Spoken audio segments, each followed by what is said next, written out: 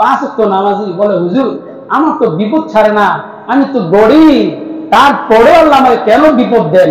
আর আমার ভাই সে নামাজ পড়ে না, রোজা রাখে না, তারপরও তাকে আল্লাহ বড়লোক বানিয়েছেন, খাবার দিচ্ছেন, তাকে ভালোভাবে চলার একটা তৌফিক দিয়েছেন, তারপরে আল্লাহ তাকে দেন কেন? আমার আল্লাহ তাআলা বলবেন, ও দুনিয়ার গরিব, তোমরা ভাবতেছো তোমার ভাইকে না ডাকার কারণে বড়লোক বানাইছি।